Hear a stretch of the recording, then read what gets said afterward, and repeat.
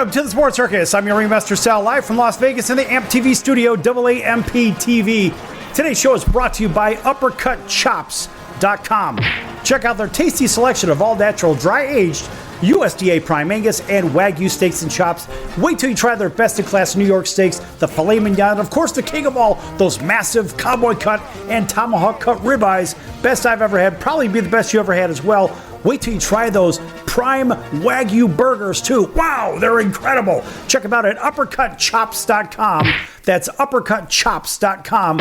Or give them a call and find out what's for dinner. 702-799-9935. 702-799-9935 for UppercutChops.com. Yes!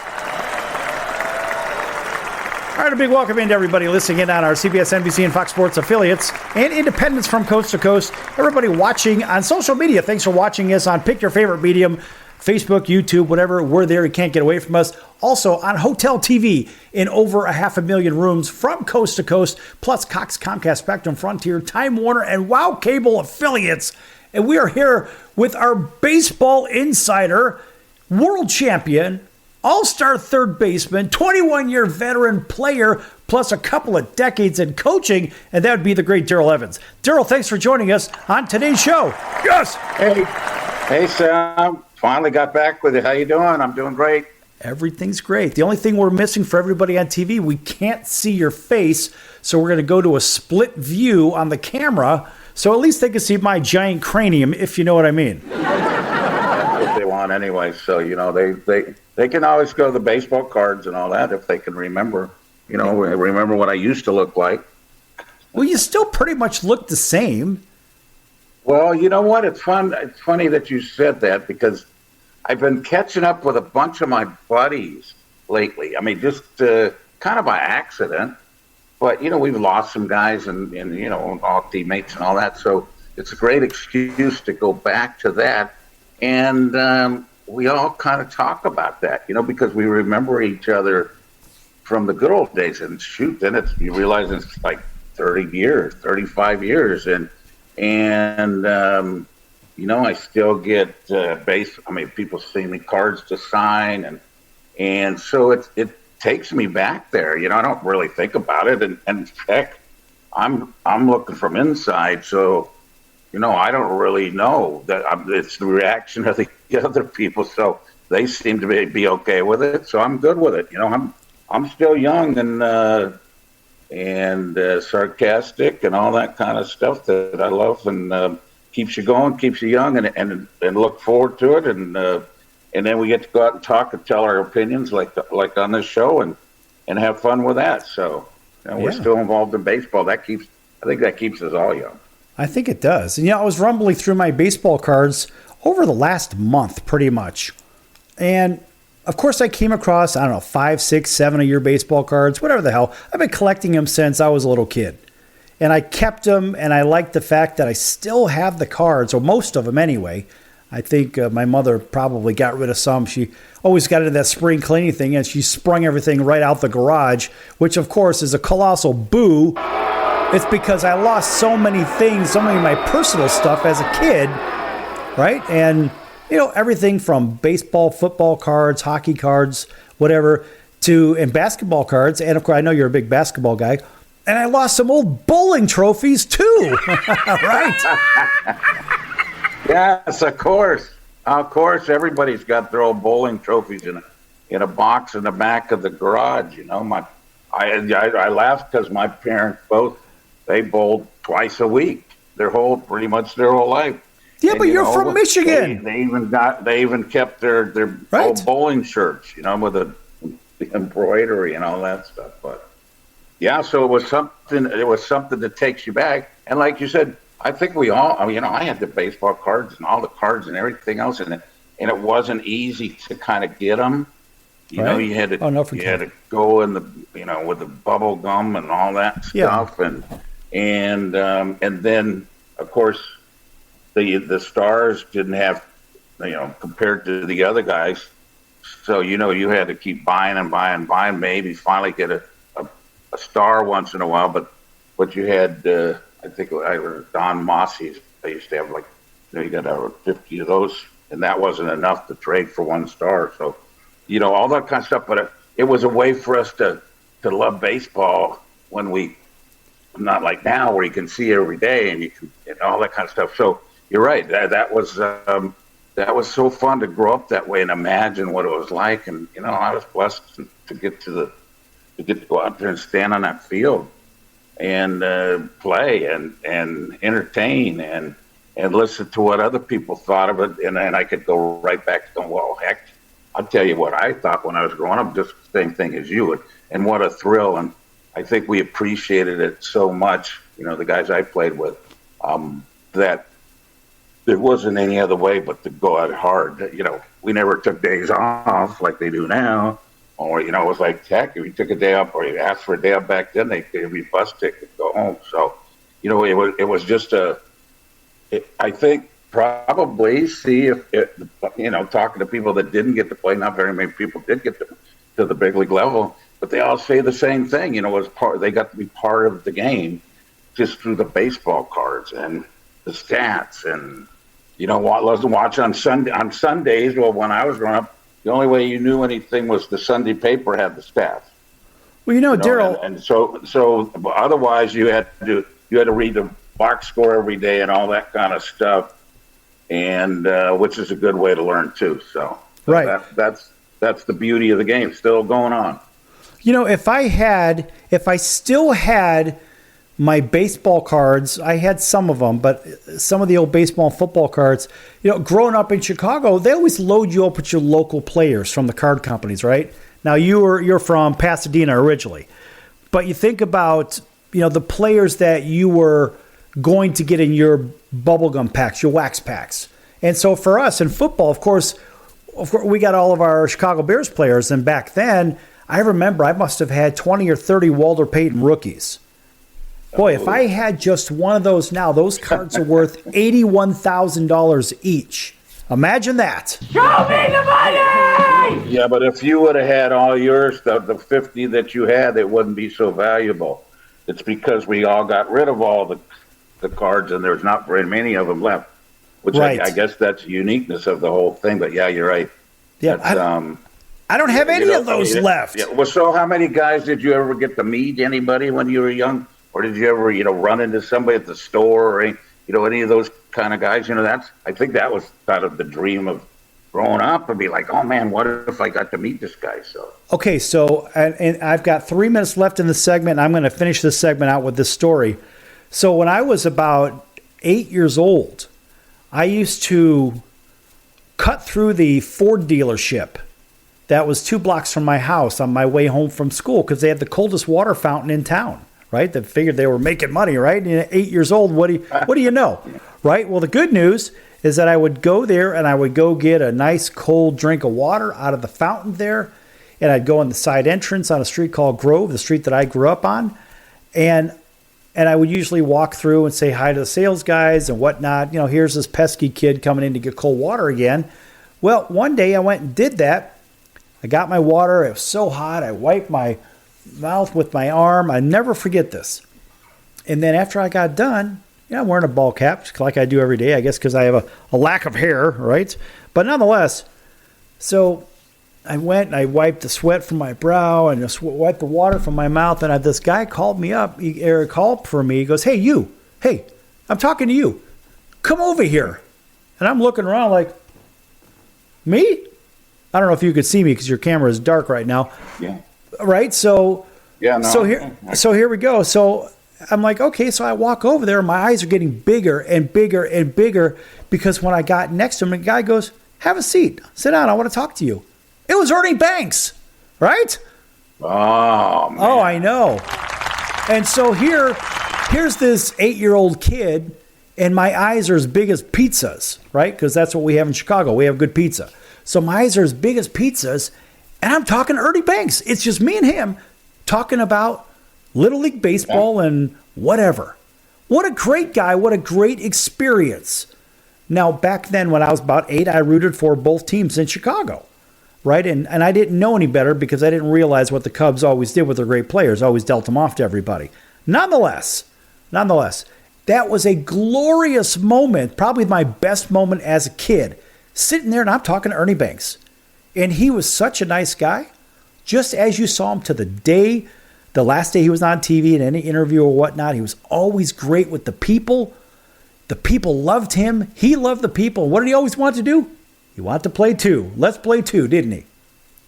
Sure. Well, yeah, he probably hung out in the store waiting for somebody like you to come along so he could tell baseball stories. What a great experience. And here in our last 30 seconds, Darrell, I have to say that still today is my best experience with anything around baseball, whatever, wherever, it doesn't matter. That was as good for me as it possibly could get. In fact, when we come back from break, Darrell, I want you to reach down deep into the memory, and I want you to tell everybody maybe one or two of your greatest baseball stories as a kid. We'll be back in just a minute.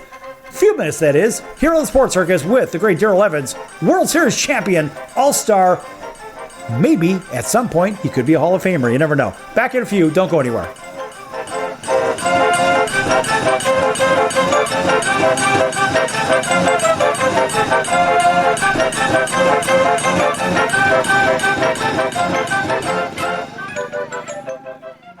Attention business owners, you and your customers are listening to this commercial right now. Face it, every business needs customers, even yours. The Sports Circus is a primetime nationally syndicated program that's carried on ABC, NBC, CNBC, and Westwood One News affiliates, plus CBS, Fox, and NBC sports affiliates across North America, with coverage from Hawaii to New York.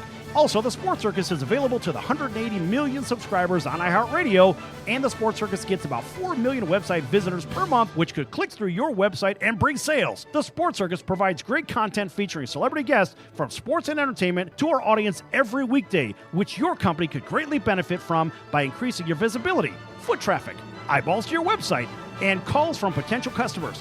Call us right now at 702-799-9935. Again, 702-799-9935. Or email us at info@thesportscircus.com. That's info@thesportscircus.com. Drive your sales today by advertising with the Sports Circus. Can your IRA stand up to the next financial crisis that our top economists are saying is at our doorsteps? By allocating a percentage of your IRA into physical gold and silver with a tax-free rollover, you can diversify and safeguard your holdings from turbulent markets and economic downturns by putting your IRA back on the gold standard. Find out how to safeguard your assets with a tax-free rollover with a Genesis Gold IRA, the only IRA that can hold physical precious metals. Call now for your free gold and silver report. Protect your IRA today with one simple phone call and learn how to qualify for up to $10,000 in free silver. Call Genesis Gold Group, empowering faith-driven stewardship. 800-932-5517. 800-932-5517. 800-932-5517. That's 800-932-5517. If you are trying to quit drinking or doing too many drugs, listen to me. You don't know me and we'll never meet. I had a problem like you once.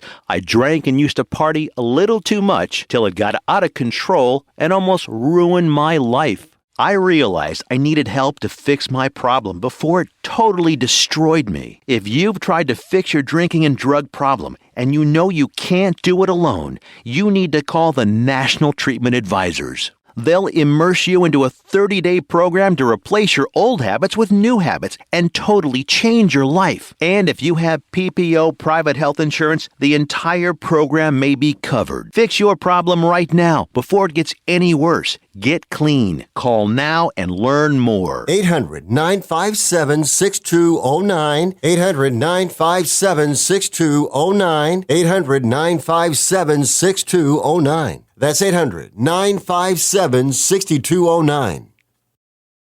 You're listening to the Sports Circus, and I'm Mike Golick.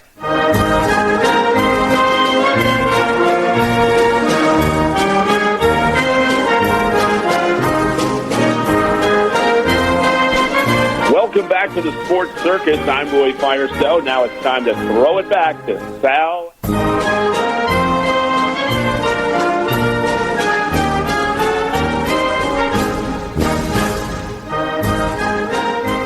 Welcome back to the Sports Circus. I'm your Ringmaster Sal, live from Las Vegas in the AMP TV studio, AAMP TV. This segment brought to you in part by our friends over at the American Business Trust Company, helping companies with strategy, sales and marketing, capital resources, and establishing companies with physical locations or on the internet. Give them a call. Find out more on how to fund your company, how to staff your company, how to get your company off the ground. In fact, why don't you give them a call at 702-799-9935, 702-799-9935. I may pick up the phone, you never know. Or email them at info@abtrustco.com. That's info@abtrustco.com.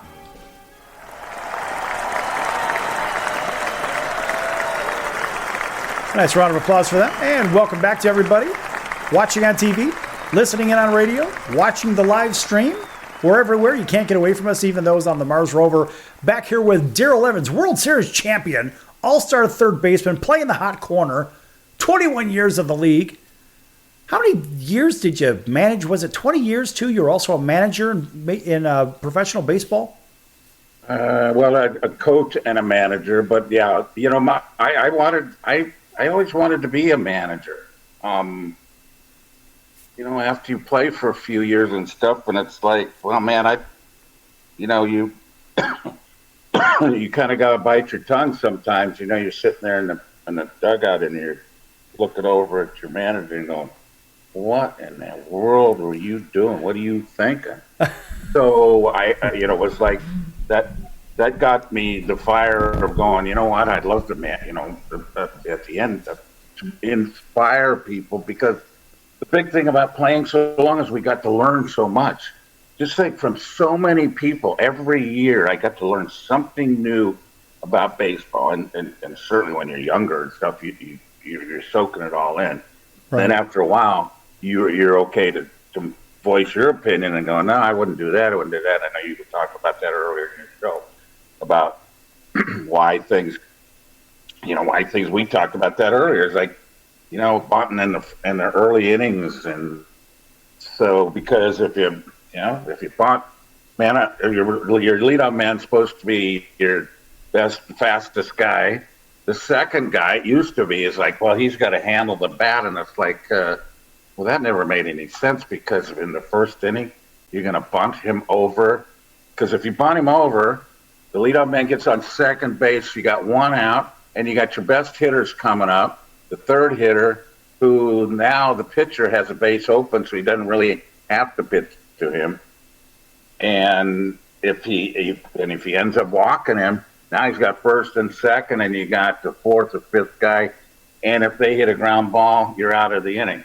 That's right. So there's so many of those little things that they're just like baseball is still the same. You know, it's like it was, and this is the way it's so much different. Depends on your personnel more than anything else. So I always had a thirst to manage. I never really got a chance except in the minor leagues, which is disappointing. But when you're in the minor leagues, managing is the same. It doesn't matter where it's at, and it's kind of fun because you got, like I said, you got younger players, more inexperienced. So there's more teaching moments actually, and they're not going to talk back to you. They might be like me, sitting in the dugout going, what the heck are you thinking? But they're probably not, they're going to listen to you. So and that continued, I think, what kept me and the guys who played for a long time. Because we loved the game. We didn't lose our love for the game or anything. You know, when we were like young, we loved the game.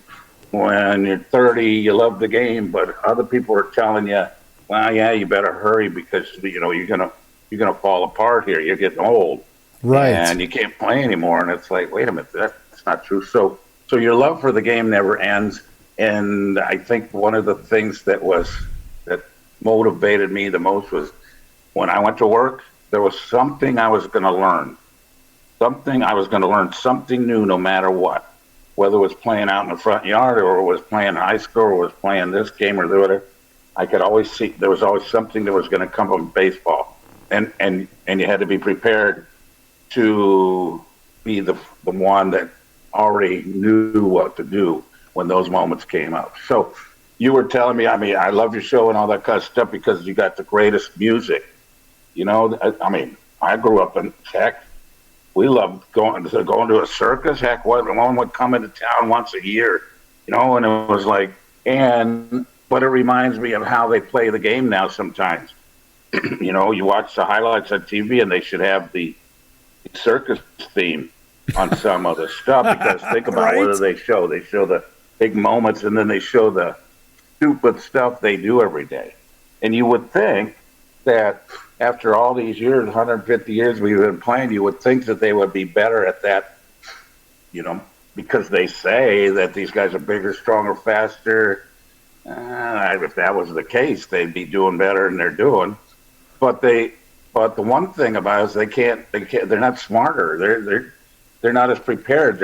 They make more mistakes, and we overlook them so much. But they're not practicing. If you made a mistake back then, you were told about it. You were accountable. Darrell, they're not practicing.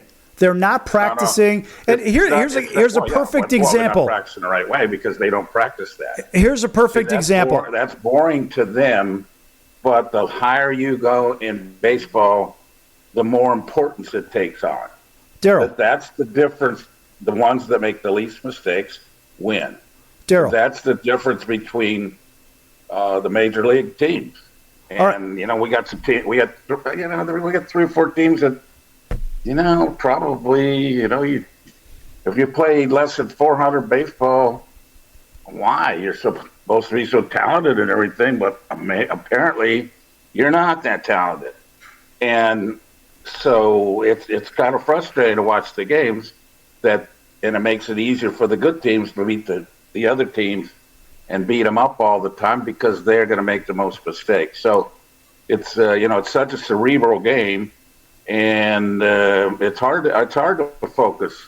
I guess for most people to focus all the time. But I went to work and it was like, are you kidding me? I'm gonna be out here for 4 hours, 5 hours, and I'm not going to focus. It's like, and if you didn't, you're held accountable. Okay. So that's I grew up that way.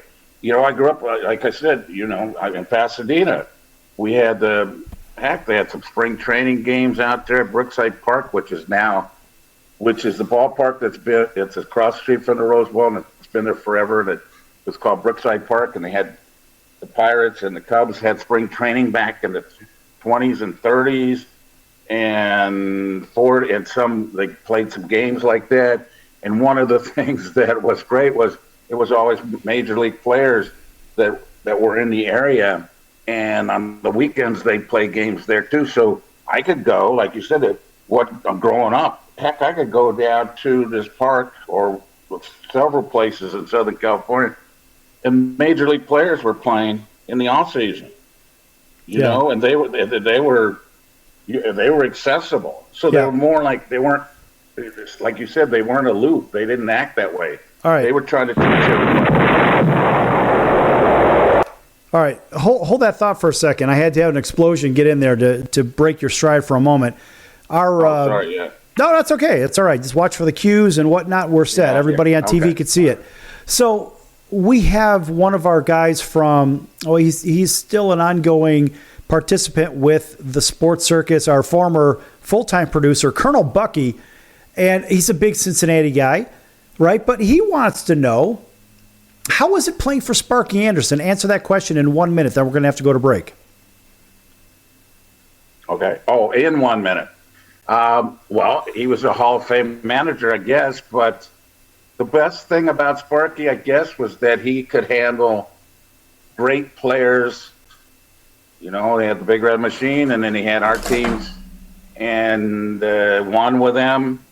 But, he also lost 100 games in a few seasons, too. So I guess he was the epitome of what it's like, the little bit of line of how good, what the difference is, and I think it's personality more than anything else. Let the good players play. Try to teach the young players how to watch them, and sit back and let the talent pretty much dictate things. And he was good at that. Well, think about this in our last minute of the segment or so here. The different teams that are out there loaded with young talent, that the talent is up, and the talent's been up not because they're emptying AAA and saying, all right, we're really behind the eight ball. We're not going to win anything this year. But what about the idea of the teams that bring the kids up? And Cincinnati's one of those teams that the kids have been up all year, and they're playing very, very well. They've been playing well. They're only a game out of the last wild card spot. But end of day, you look at, there's a bunch of kids up there. Joey Votto's back on the shelf. And, we're rooting for Joey. But it's cool to see the young kids up there, and they're competing. Yeah, dog days of summer. They're maybe not used to that long season, right? That extra month, etc. But when we think about a manager or a system that has confidence in the kids, I like that. But I also like the fact that teams need to practice a little bit more, right? Fundamental. And when we come back from break, I want you to pick up on that fundamentals talk, then get into a story, because remember, we said that at the last break when we were going in. But fundamentals are such an important part of this game. People not understanding basic things of the game. And Darrell, there's some things we're going to talk about in the next segment. But I'll tell you what, we're going to go to break right now, take care of a little bit of business for the Sports Circus back here in a few minutes.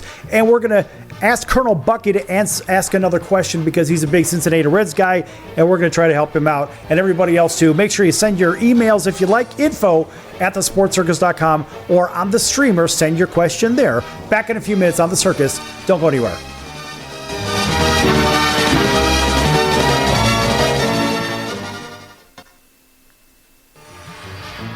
I'm your Ringmaster Sal of the Sports Circus, a primetime, nationally syndicated television, radio, sports, and entertainment show. The Sports Circus covers topics others are too scared to talk about. There's no other primetime show like it on here that'll punch you in the face and you'll beg for more. Join me, Hall of Famers, world champions, and all-star celebrity guests for chaos and controversy here on Libsyn and all podcast platforms, plus thesportscircus.com. Remember, folks, it's a circus and we prove it every day. Hello, Americans. It's Uncle Sam here. If you owe $10,000 or more in back taxes to the IRS or state, don't worry. I've got important news that may help you negotiate a lower tax bill. In today's economy, the IRS has released a variety of new rules and is offering more flexible terms to help Americans looking to settle their IRS debt. If you apply today, we may be able to lift your wage garnishments and release a freeze on your bank assets or business. Our team of tax professionals can resolve your case and stop collection actions against you. Even if you've been audited or haven't filed a return in years, they can help. Call right now and find out if you qualify to settle your IRS debt for far less than what you owe. Pick up your phone right now and call us for a free $500 IRS tax review. Don't wait. Here's the number. Call right now. 800-950-2049. 800-950-2049. 800-950-2049. For the last time, that's 800-950-2049. Do you owe the IRS $10,000 or more in back taxes? Are you being audited or investigated? Has the IRS sent you a letter demanding payment? You may not owe what they claim. Make this free call to the tax doctor now. Let them negotiate with the IRS on your behalf. 800-296-1209. 800-296-1209. That's 800-296-1209. If you served in the Marine Corps, by now you know about the contaminated water problem at Camp Lejeune. If you were stationed or worked at Camp Lejeune from 1953 to 1987, you probably have a lot of questions. We have some answers. You could be entitled to compensation. Billions of dollars are being allocated to pay for damages to anyone stationed at Camp Lejeune during that time. Unfortunately, it appears that officials may have known the contaminated water problem existed and did little to protect their men. The Semper Fi Code was not honored. If you or someone in your family has developed a serious illness, including various forms of cancer, call this Camp Lejeune legal support line right now. You can't turn back the clock and change what happened, but you can certainly call right now and learn your rights as a Marine. Here's the number. Call 800-335-7196. 800-335-7196. That's 800-335-7196. Paid for by Legal Alert Line. Hey, everybody. This is Barry Katz from the Industry Standard Podcast, and you're listening to the Sports Circus with Sal Tuzzolino.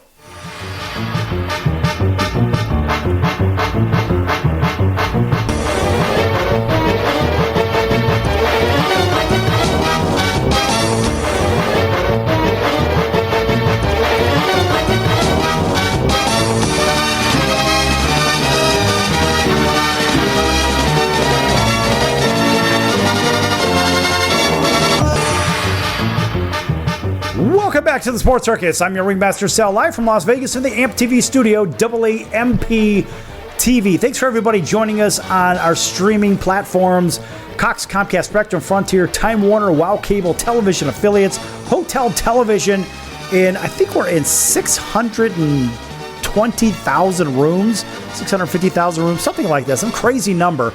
Nonetheless, thanks for everybody joining us there. We gain about 4 million impressions per hour in itself. That's madness if you think about it, folks. That's about 300,000 impressions per 5 minutes. Maddening. All right, this segment is brought to you in part by our friend Darrell Evans' baseball situation. Darrell, what do you got going on in California? Well, you're talking about I grew up. And and I went to high school, John Muir High School in Pasadena. Wait a minute. Wait, I want you to talk about the baseball camp first, then the story. Well, my son, we have a baseball, an academy. That's the one. But I'm not always, I live in Texas, so I don't get to spend as much time out there. But he just had, he teaches and hitting mostly and stuff like that, and he just had three guys sign or drafted. So it's really a lot of fun. I talked to a couple of them yesterday, both of them, or two of them, and they were, it's like they're your kids. You see them develop and everything else, and something clicks with them, and they make this jump ahead of everybody else pretty much. They both said, that the organizations loved them, and they were like, "How did you guys make it to 15th to 16th rounder? How did you guys?" Yeah, but so of course the coaches had never seen them, but they're so much more advanced because we allow them to talk, and we want to hear their ideas, and we certainly don't teach one way, and right away it's like you're going to learn. Well, the first question I ask all the people, no matter where they're at, even little kids, where did you learn how to hit? And they all go, maybe my dad, my mom, my grandpa, my uncle, whatever, my coach, whatever. And so then the second question is, could they hit? And they don't usually answer that question with a yes. Most of them like, I don't know. Oh, yeah, I think he played high school or something. So we try to put in perspective is that, okay, the coaches are there, whatever your level you're at, but you're only learning a certain amount from them, and you may already know more than they know. But so in the long run, you end up teaching yourself. I mean, and that's why baseball's so hard, because nobody does it the same. Everybody's different. You do it depending on, of course, your body and your maturity and your age and your experience and all those kind of. So it teaches us to be really flexible and to give them a chance and let them answer the questions and be able to talk to us. And maybe we can't answer those questions, but we make sure that they were available for that, and then let them go, and they're going to call us back or wherever they go. They're going to ask our opinion again. So it's really fun, and it works. And it works. It worked when I was playing, and it works now. Okay, Darrell, I want you to talk about how people could learn about the academy. Who do they contact? Do you have a phone number or a web address? Anything? How could they get in touch with your son and maybe have their kids, or maybe they want to participate in it? Well, I'm going to have to. I don't have that available right offhand here, but we'll do it on another show. They can email. Put it through. They can email info@thesportscircus.com if they want to find out. What do you think about that? Okay, so we'll give them all the information and all that kind of stuff. I apologize that I don't have it right in front of me. That's okay. Okay, on with your story, because loyal listener Lisa wants a story. Okay, so Lisa, when I was growing up, I went to John Muir High School, and you would think that maybe I might be the most famous alum from there, or maybe especially in baseball, right? But Jackie Robinson is the same high school Jackie Robinson went to. So, and my parents went to school with him at the same time. My dad and my uncles played ball with him on the same teams and played against him and knew him and all that stuff growing up and everything else. So all of a sudden it's like, well, of course I was too young and, he wasn't around, he was gone. But then I realized my uncle, when he was in high school, one of the pitchers on his team was got to pitch for the Braves, got to the major leagues, Milwaukee Braves for 1 year. But I was the bat boy for that team, so I didn't think of Herb Ipoff, until he got to the major league, and he's playing with my favorite team, the Braves, and all of a sudden, it's like, hey, he just got called up to the major leagues, and you're going, oh yeah, man, I used to, now play catch with him and all this kind of stuff. So then it was like, okay, he's going to take us to the game when they get to play the Dodgers. So I got to go to a major league game knowing a major league player that, heck, he had a baseball card, so he was great. And I got to go to the game. He got us tickets and everything. And so we got to go down there. We don't get to go on the field, but we got to go down there and wave at everybody else and go, hey, look, we're down here, and this guy lows us and all this kind of stuff. So it was the best. All of a sudden, it was like, you know what? When I watched him warm up, though, he was starting that night, and back then they used to warm up in front of the dugouts. So you could see him not in the bullpens. The starting pitchers used to warm up.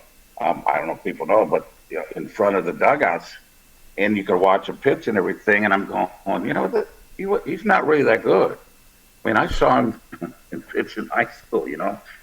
I'm sitting there going, I'm going into college. I'm going to just finish in high school. I'm just going to junior college. So, and it was so funny because to see him compared to the other guys, and you thought, oh man, he's throwing 100 miles an hour, but maybe he wasn't. But it was so. I don't know. I was lucky. I guess I got to see that comparison, and then I listened to him after the game, talked to him and everything else, he was telling us how scared he was and how nervous and all those kind of things that you would never, like you said, you heard Ernie Banks talk to you about stuff that you would never know. But I got to be around that kind of stuff probably because of being in California. We used to have at this ballpark across the street from the Roseboro, Brookside Park, which is now Jackie Robinson Field. They used to play softball, overhand softball during the winter time. And we had Irv Norn and Ralph Kiner and guys like all kinds of these guys would play against each other, and nobody knew it, but we were bat boys all the time for all these guys. So those stories, and I don't know if people know too, my mom played professional softball. Two of my aunts played professional softball when it wasn't a big deal back then, but it was, it was underhand fast pitch. She played in Arizona and New Mexico and all these kind of places. And then three of my uncles played professional baseball in the minor leagues. My grandfather played in AAA, but he pitched for Mexico because he was the best pitcher in Mexico. So the Mexican president wouldn't let him come and play in the States.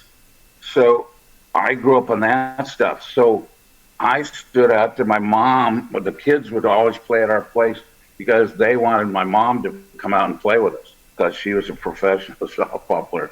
So I had all these, to me, I guess it wasn't unusual, but obviously it's unusual for all this thing. But I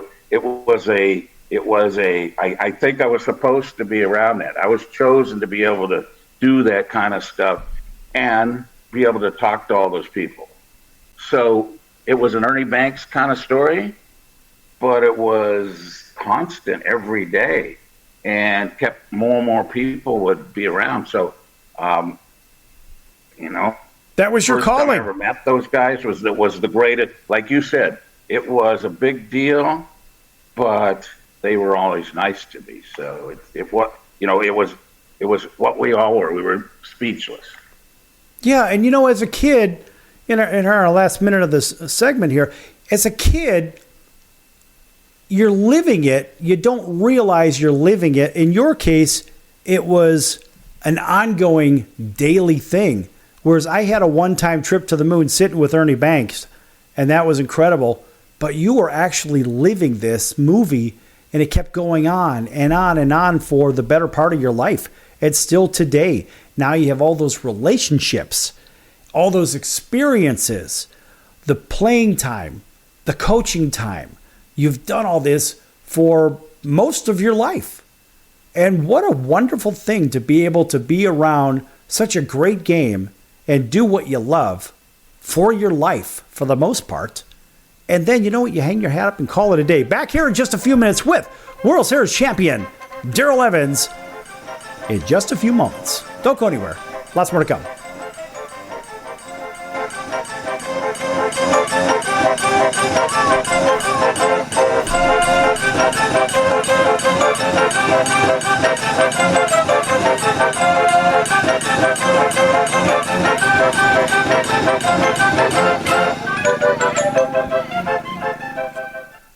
Hello, Americans. It's Uncle Sam here. If you owe $10,000 or more in back taxes to the IRS or state, don't worry. I've got important news that may help you negotiate a lower tax bill. In today's economy, the IRS has released a variety of new rules and is offering more flexible terms to help Americans looking to settle their IRS debt. If you apply today, we may be able to lift your wage garnishments and release a freeze on your bank assets or business. Our team of tax professionals can resolve your case and stop collection actions against you. Even if you've been audited or haven't filed a return in years, they can help. Call right now and find out if you qualify to settle your IRS debt for far less than what you owe. Pick up your phone right now and call us for a free $500 IRS tax review. Don't wait. Here's the number. Call right now. 800-950-2049. 800-950-2049. 800-950-2049. For the last time, that's 800-950-2049.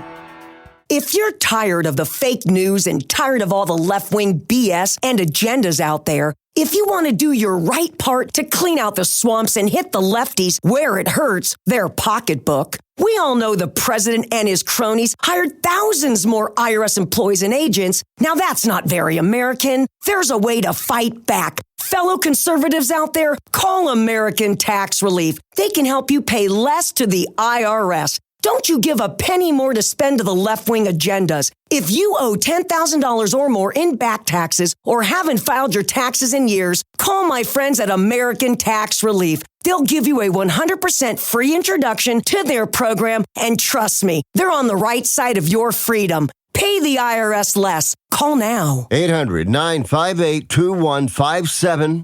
800-958-2157. That's 800-958-2157. Paid for by the Tax Doctor. If you are trying to quit drinking or doing too many drugs, listen to me. You don't know me and we'll never meet. I had a problem like you once. I drank and used to party a little too much till it got out of control and almost ruined my life.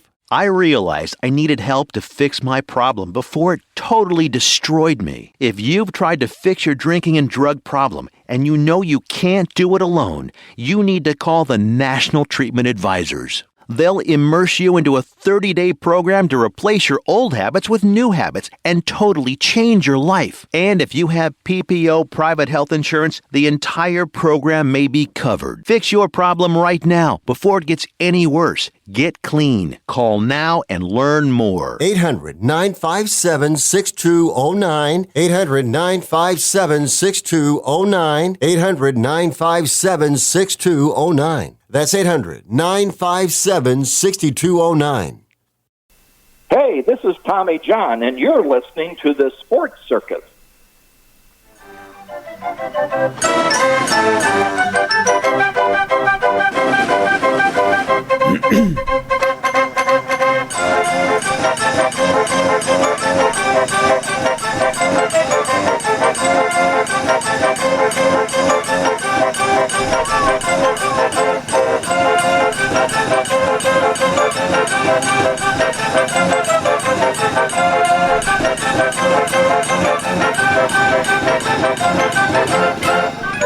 Welcome back to the Sports Circus. I'm your Ringmaster Sal, live from Las Vegas in the AMP TV studio, AAMP TV. Folks, make sure you like, subscribe, and follow the Sports Circus on all social media platforms. Facebook, Twitter, Instagram, you name it, we're there. Even YouTube. Make sure you like and subscribe to our videos and whatnot and our audio feeds. There's lots of cool stuff out there. And, of course, we're on Apple and Spotify and iHeartRadio and Google and Audible, all of those, plus many more. So make sure you like, subscribe, and follow those. Also, make sure you check out our partners page at thesportscircus.com. One of those is the College of Southern Nevada Athletics, csncoyotes.com for upcoming games and events. That's csncoyotes.com for the College of Southern Nevada Athletics. Yes! All right, back here with Darrell Evans, World Series champion, playing the hot corner with the Giants, the Tigers, the Bravos. And you know, Darrell, as a world champion, you've been in this rodeo. You played for great management. You played on great teams. You played with great players. How about a great Henry Aaron story? Tell everybody about, first of all, how long you played with Hank Aaron and where you played in the lineup, where you hit in the lineup. And give me a great story. You told me a bunch of them, but I want the audience to hear something.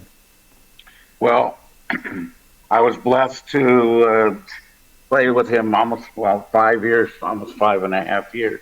My first 2 years in 1969 and 70, I was up and down in the minor league. Wasn't there all the time, but in 69, I was on the team. We lost to the Miracle Mets in the playoffs, and we lost in 3 games. The Seaver, and Ryan and who did I take? Kuzman, I guess. And Hank hit a home run in each game. And, sit there and watch this guy that I believe was chosen to be who he was. And he was the person that was chosen to beat Babe Ruth's record and do all the things that he's done. But all the magnificent things that he's done, he was, I think the key was probably as humble as anybody I'd ever met. He grew up with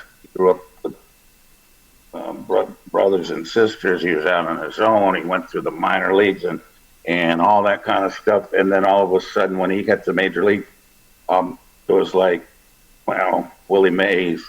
So if you talk about the best players of all time, people say Mays, Mantle, all those kind of other guys, and then you go, yeah, but Hank holds almost every record, offensive record there is, and won, how many Gold Gloves, 20 for All-Star teams. So I remember him, and maybe this will tell you about spring training. My first spring training, and the first day in spring training, you're there for 5 or 6 or 10 days maybe before you start playing exhibition games. And we were in West Palm Beach, and we played an exhibition game. First day was against the world champion Baltimore Orioles. Exciting as could be, and all that kind of stuff. I mean, dreams that you dream about and everything else. And I'm sitting in the dugout with Orlando Cepeda, Hall of Famer, Phil Niekro, Hall of Famer. Hoyt Wilhelm was on that team, Hall of Famer. Eddie Matthews, Hall of Famer, was a hitting coach. Excuse me, and Hank. But Hank overshadowed everybody on both teams. The Orioles had all these great stars and everything. So I remember sitting down at the end of the bench with all the other rookies or the young guys because we were still in awe of all these other players. Well, Eddie Matthews came walking down and goes, "Hey, why are you sitting down here? Get your down to the other end of the dugout and watch these guys. Listen to what they say." And Hank and her were like, "Oh, man, we can? Yeah, okay, I can." So we sat down there, and I remember, so the bottom of the first inning, we're the home team, the bottom of the first inning, Hank's coming up, nobody on. Or let's see, he gets up there, one man on, he's in third. And I think it was Palmer was pitching. It was Jim Palmer, I think. So he hits a fly ball to left field, but he kind of gets jammed, and he got jammed. He didn't hit it perfect. Got jammed a little bit. And Eddie's sitting there with next to him, Matthews, and he's going, "Watch this." So Hank was always this guy that he never lets you show his emotions. I don't know if people didn't see him play, but, he wouldn't put his helmet on until he was walking up to home plate. He was calm as can be. You didn't think he was going to do anything, but I was talking to one of my buddies, Bill Bordley, about this and how many, he hit a home run almost every fourth game. So he was this guy that you expected was going to do. So he pops up to left field. So he runs to first, comes back down, and he's going to come back to the dugout. And I was like, I really never seen him play. Well, how's he going to react? Well, he just walked by and takes his helmet out, puts it gently into the bat rack and all that kind of stuff. And then he went down in the tunnel, and I didn't realize. So he went down the tunnel and everything, and then now he comes back out, and he walks by, and Eddie looks up to him, and he goes, "You got him in your trap now, huh?" And Hank had he had a great infectious smile on him. And he smiled at Eddie. I didn't know what he was talking about. So Hank goes down, waits till he's going to get his next at bat, couple innings or whatever. Now he's going up there on on-deck circle, and Eddie's going to watch it. Same thing. So this time he hits a home run to left field. Now, this is his second at bat in spring training, but he got jammed on the same pitch. But this time, he hit that same pitch over the fence. And like I said, Eddie's hitting me. See that? See what? And I'm like, wow. That's wait a minute. No. So he comes back in the dugout, and Eddie, and he winks at Eddie. I'm watching him. I'm watching Hank. He winks at Eddie and sits down and goes, "Yeah, I got him again." So it was all about, which is some, does anybody ever think that? Are you kidding me? That's how good he was. Was that he was like, I got him in a trap. I know what they're going to try to do with me because they think I'm old and I can't hit anymore. And because they jam me, so now they can pitch me inside again. And of course, he was best at making adjustments. And it was I would have never thought about that. Of course, yeah, it was all mental. It was all so that he knew now, and all those pitchers, not just Plummer, but when of course he was in the American League, so he was going to face him during the season anyway. But all those pitchers on the other team all saw that too. So he was that guy that you just were so, you were in awe of him. But it was he made it look so easy, but he was doing something that no one else could ever do better. I used to kid him all the time too, and I used to locker right next to him and everything. And he was we liked to kid him. He loved to laugh. He loved to be the butt of the jokes, stuff like that. And because he knew what his status was, he wanted to make everybody comfortable. He came up to me right away when I was a rookie. And I think people think, oh yeah, you get razzed and all that kind of stuff. They do that, but they do that to test you to see how you're going to react. Because they want every player on that team has to be as good as he can be for us to win a pennant. So yeah, it's hitting and it's all that kind of stuff, but it's trying to educate everybody on how to get as good as you can be. And so that was, to me, that was the essence of Hank. He had the most respect of any player because the players talk, players show you, they know who they respect across the field. And, it's almost like the pitchers would, when Hank's, I hit third in front of him a lot. And they'd be looking, it was funny because they would be looking over in the on-deck circle all the time while they're pitching to me. And like, oh, Hank's coming up next. So accordingly. So he affected so much of the game and the respect of the players. And, of course, because he was such a class act, he reflected how baseball players are supposed to be. So it was a privilege to be. I was one of the great things about going to work and seeing the best and being around the best, maybe the best player of all time. I did kid him before, though, because I told him, no, it's not, Babe Ruth is better, and the stats and all that kind of stuff. But just like we were talking before, but Babe Ruth was also won 199 games pitching. So Hank, he laughed and said, yeah, maybe he got me there. But right. Being able to go through watching him approach, how can you approach Babe Ruth's record and just blow by it? I mean, he didn't even, he wasn't off for a month. And then you go, yeah, man, I need to get that out of the way, because that's too much pressure. Because I got to listen to everybody every day. There was press conference before and after the games and all that kind of.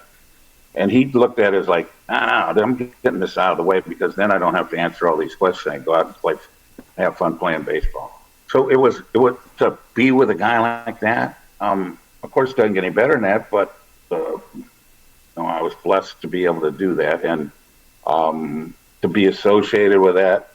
I hit third in front of him most of the time, which is an honor, of course. And my job, learned that right away, was to get on base for Hank. And once in a while, hit a home run or whatever. I was trying to get on base, so I walked a lot, led the league in walks in front of him. And some people go, oh, well, how'd you do that? You got better pitch because you hit in front of Hank. Well, I got enough respect to know that, okay, maybe I might hurt them too. So, but it was every day was like you had this guy walk up there. When I'm up in the plate, I know he's on deck, and there's more worried about him while they're pitching to me, which was kind of blows you away if you look back on how respected that man was. Well, hitting 414 home runs in Major League Baseball is insane to imagine for anybody. And let's face it, Darrell, you have done a lot of things that people haven't done. And we want to thank you for joining us on the circus today. And, of course, you're always welcome back, because you are one of our baseball insiders, and we want you back again real soon. And I know you'll be willing to do that, because we have lots of stories. And, geez, we talk for hours on the phone anyway. We got lots to talk about with the pennant races. Yeah. I know. Who knows? Maybe we'll come right back and do another show on that. Folks, that's going to do it for today's show here on the Sports Circus. We'll see you next time right here on your favorite station. So for Darrell Evans, World Series champion, all-star third baseman, I'm your Ringmaster Sal, and we'll see you next time. So long, everyone.